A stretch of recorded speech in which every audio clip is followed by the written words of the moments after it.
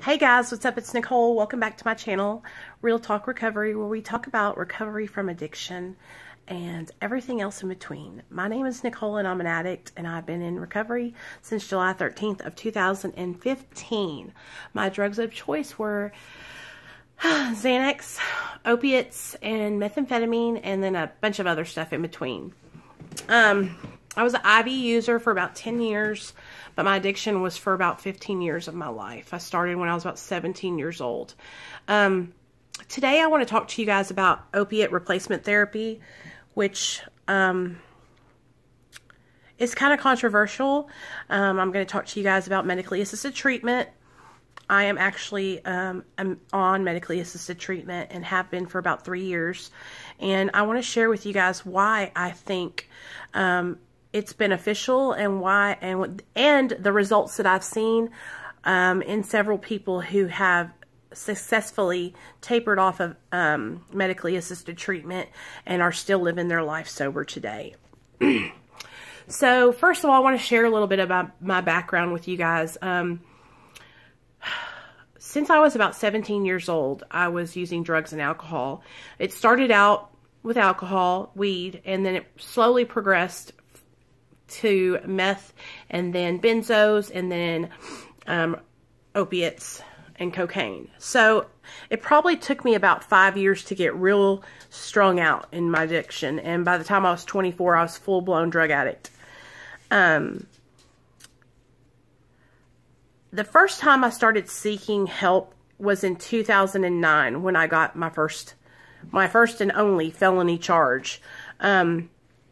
That's when I realized I really had a problem, because I was starting to get negative consequences from the law. You know, I was getting in trouble with the law. And so that's when I first started trying to seek out help and get sober. And so what I did was I went to a treatment center, 30 days long, and came out, got a sponsor as suggested, and relapsed probably within a month of being out of the treatment center. And I did this 5 different times. I've been to rehab 5 times. And then I also have been to prison for a year. So I have tried treatment center 30 days. I've also tried cognitive behavioral therapy. The prison that I went to was a therapeutic community where you are held accountable for your actions, and you have to set healthy boundaries, and you have to tell on each other. When somebody's doing something wrong, you have to tell on them, basically.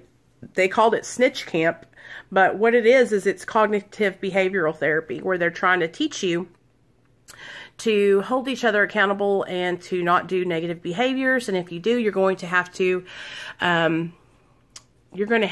pay for them by being disciplined. So what they teach you is that if you do something negative, then you're going to get a consequence. And so that's part of cognitive behavioral therapy. And so I did that for a year. And then, you know, when I got out, I relapsed. Then I went back to treatment for 30 days. So this was a back and forth treatment, 30-day treatment, and sponsorship, AA, NA, relapse. What I have found out, and this is only from my experience, that's what I'm sharing about you guys, is that the 30-day treatment model is not enough time. 30 days for me and for many others is barely scratching the surface of the problem. Because, see, drug addiction isn't really about the drugs and alcohol. It's about what we're trying to cover up inside of us. That's where the problem is. We can't run away from ourselves. So 30 days was like a vacation, a walk in the park. I could do 30 days laying down in my sleep, no problem. So I would try it really hard, and I wanted to be sober, you guys. Like, I wanted to be sober. I wanted to change my life.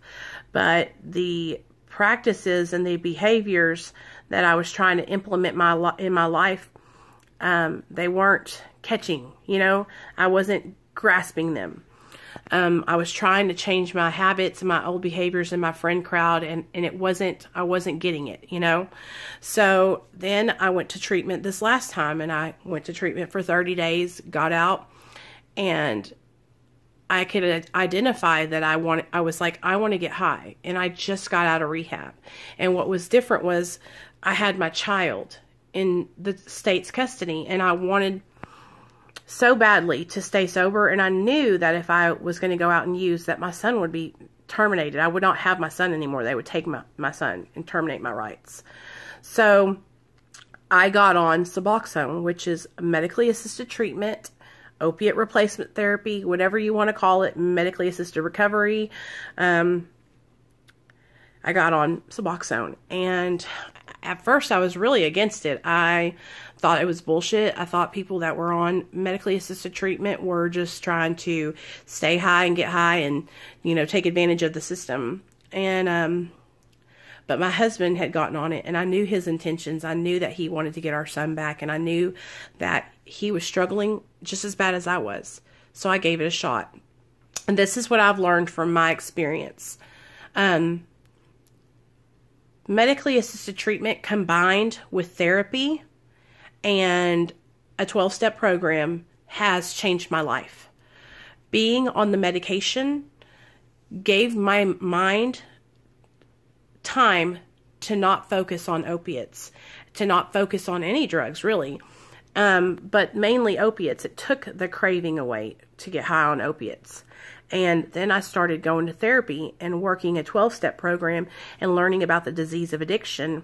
And that relieved my craving for other drugs. And through working with my sponsor and going to meetings and having a therapist, that desire to use, that obsession to use has been lifted. But it's only because I have been like doing a lot of therapy. I've been doing a lot of work on myself, on the causes and conditions of why I use drugs and alcohol. So if you're watching this video right now, if you can look back into your life and identify the reason why you use drugs and alcohol in the first place, like what was the reason? For me, I was insecure.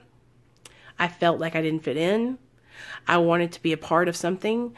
I thought that using would make me skinnier. I thought that using would be beneficial because I would have more fun with everyone. And so it was really about things that were going on inside of me, and that's why I used drugs and alcohol.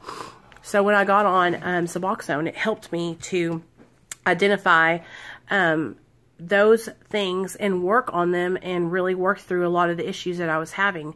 And that's what Suboxone has gave me the opportunity to not be running in the streets searching for dope. And so, but I had to change my behaviors for real. I had to change my people, places, and things for real. And for a long time, all those other times that I had tried to get sober, I hadn't changed those people, places, and things. But what medically assisted treatment has done for me is it's given me the opportunity to change those things without craving or obsessively thinking about drugs. You get me? So I think that medically assisted treatment is so beneficial. I think that a lot of people who struggle with opiate addiction, the chemistry in our brain has been changed. So in order for us to get sober, putting that half of that opioid antagonist into our brains and letting that be there to almost like help us to not want or think about other drugs and other opiates, it helps because it gives us that time. And I think that using it long term for people is beneficial because here's the thing. When you are in your addiction, how many years were you in active addiction? I was in an active addiction for 15 years. So putting me on Suboxone for a couple weeks is not going to do shit. Because I'm not going to get any work done on myself on the inside in a couple of weeks. Putting me on the medication for as long as I need to be on to do the therapy and do the internal work That's the key. And then once I get that internal work done and I start focusing on changing those behaviors, changing those people, places, and things, then I can think about tapering. But I first have to get my foundation laid. Do you feel what I'm saying?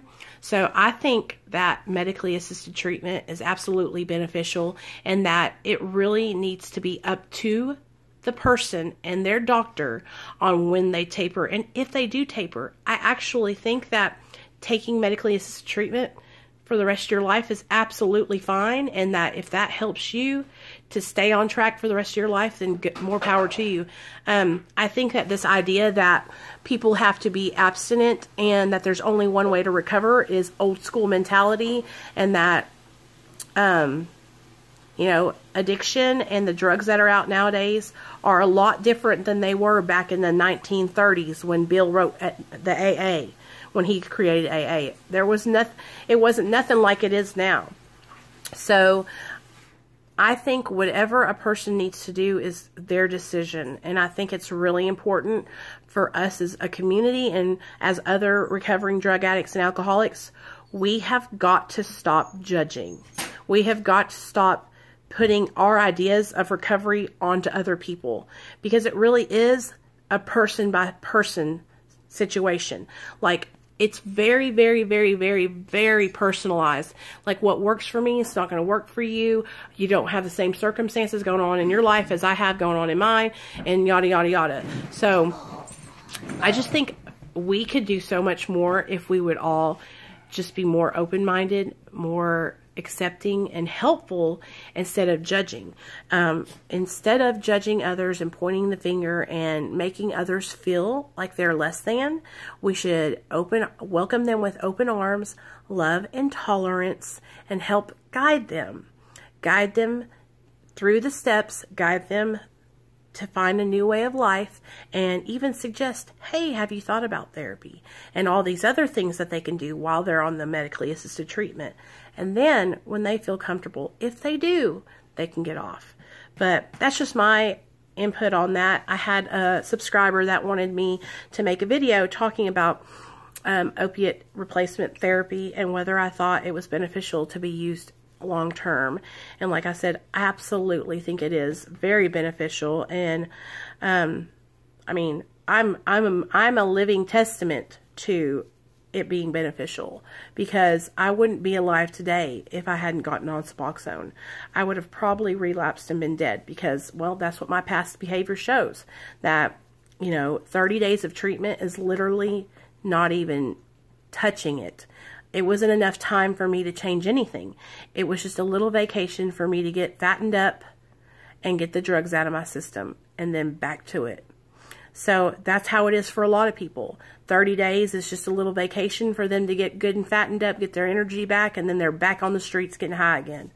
We have to change the behavior. We have to change the thinking. We have to change the people, places, and things, all those things. And then we also have to focus on the mental health aspect and focusing on our internal dialogue with ourselves and treating ourselves well, loving ourselves, and practicing good self-care. These are all things that addicts don't do in active addiction.